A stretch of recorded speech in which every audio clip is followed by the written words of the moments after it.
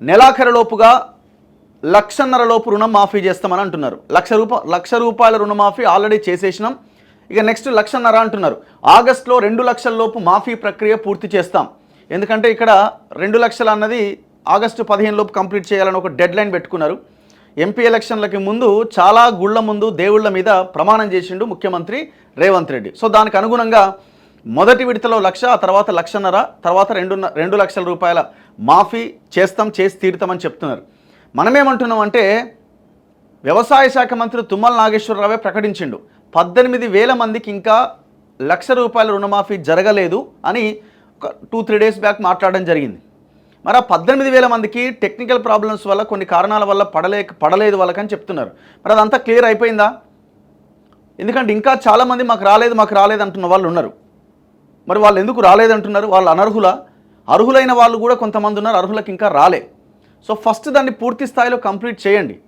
మళ్ళీ ఇది పెండింగ్ పెట్టి మళ్ళీ 1,50,000లో ఇంకొంతమంది రాలేదని వాళ్ళు గొడవ చేసి మళ్ళీ 2,00,000 అని ఇక ఆగస్టు 15 అయిపోయిందని చేతులు దులుపుకుంటే ప్రజలు మళ్ళీ పాపం ఇబ్బంది పడతారు. సో ప్రభుత్వం మీద కోపాన్ని ప్రదర్శిస్తారు. సో ఆ కోపానికి గురి కాకుండా ఉండాలంటే మీరు పగడ్బందీగా ప్రణాళికబద్ధంగా దీన్ని కంప్లీట్ చేయండి. కేసీఆర్ కంటే 200%, 1000% బెటరే రుణమాఫీ విషయంలో.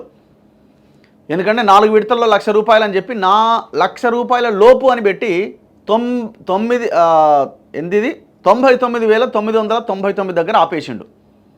అట్లా ఒక 2-3 వేల కోట్లు మిగిలిచ్చిండు. మరి 1,00,000 రూపాయలు అంటే కదా అంటే నేను 1,00,000 లోపు అని మాట్లాడుతున్నాడు. సో ఆయనకంటే బెటర్ వీళ్ళది. సో కాకపోతే మీరు ఆ బెటర్లో ఇంకా బెటర్ అనుకోవాలంటే మొత్తం పూర్తి స్థాయిలో కంప్లీట్ చేయాలి. సో ఆ ప్రయత్నం చేయండి. ఆ ప్రయత్నం చేయకపోతే జనాల్లో కోపం పెరిగే అవకాశం ఉంటుంది. ఎందుకంటే చాలామంది అర్హులకు ఇంకా రాలే 1,00,000 రూపాయల రుణమాఫీ. 2014లో సీఎం అభ్యర్థిగా జైపాల్ రెడ్డి పేరు ప్రకటించి ఉంటే కాంగ్రెస్ అధికారంలోకి వచ్చేది. ముఖ్యమంత్రి రేవంత్ రెడ్డి కల్వకుర్తిలో జైపాల్ రెడ్డి విగ్రహావిష్కరణ. ఆగస్టులో రుణమాఫీ ప్రక్రియ పూర్తి చేసి మాట నిలబెట్టుకుంటామని సీఎం రేవంత్ రెడ్డి అన్నారు. 1,50,000 లోపు పంట రుణమున్న ప్రతి రైతుకు 2వ విడతగా జూలై 31వ తేదీ కంటే ముందే మాఫీ చేస్తామని స్పష్టం చేశారు. ఆదివారం నాగర్ కర్నూలు జిల్లా కల్వకుర్తి పురపాలక పరిధిలోని కొట్ర తాండా వద్ద కేంద్ర మాజీ మంత్రి జైపాల్ రెడ్డి 5వ వర్ధంతి సందర్భంగా ఏర్పాటు చేసిన ఆయన కాంస్య విగ్రహాన్ని మంత్రులు, ఎమ్మెల్యేలు, కుటుంబ సభ్యులతో కలిసి సీఎం ఆవిష్కరించారు.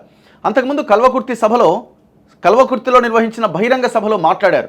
లోక్సభ ఎన్నికల సమయంలో ఇచ్చిన హామీ మేరకు 2,00,000 లోపు పంట రుణాలని మాఫీ చేయాలని ఒక వ్యక్తి మాజీ మంత్రి హరీష్ రావును ఉద్దేశించి నాకు సవాల్ చేసిండు. ఆగస్టులో రుణమాఫీ చేస్తానని నేను చెప్పాను. ఆగస్టు రాకముందే 1,00,000 లోపు మాఫీ చేసి చూపించా. ఇంకా కాలేదు సార్, చాలామంది ఇంకా పెండింగ్లో ఉన్నారు.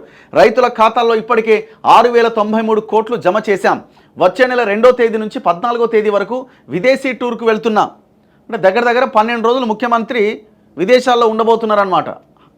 తిరిగి వచ్చిన వెంటనే 2,00,000 లోపు ఉన్న రైతుల రుణాల మొత్తాన్ని మాఫీ చేస్తాం. రైతుల రుణం తీర్చుకొని వారికి కృతజ్ఞత తెలియజేస్తాం. తండ్రి కుమారుల మధ్య సమన్వయం లేదు.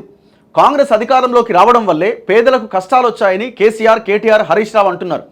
పేదలకు కష్టాలు రాలేదు, వారి కుటుంబానికే కష్టాలు వచ్చాయి. ఈ విషయాన్ని కప్పిపుచ్చుకోవడానికి మాపై విమర్శలు చేస్తున్నారు. ప్రతిపక్ష నాయకుడు శాసనసభకు రావాలని నేనంటే ఆయన రారని, తామే వస్తామని, బామర్దులే సమాధానం చెబుతామని ఈ నెల 24న కేటీఆర్ అన్నాడు. 25వ తేదీ మధ్యాహ్నం 12 గంటలకు అసెంబ్లీ సమావేశాలుంటే 11:30 కేసీఆర్ వచ్చి కూర్చున్నాడు.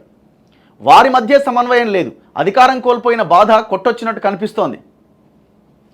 ఇట్లా నిన్న ఆయన వాళ్ళ మామ అవుతాడు, ఎవరు, జైపాల్ రెడ్డి వాళ్ళ మామ విగ్రహావిష్కరణ కార్యక్రమంలో పాల్గొన్నాడు. ఆయన 5వ వర్ధంతి అట.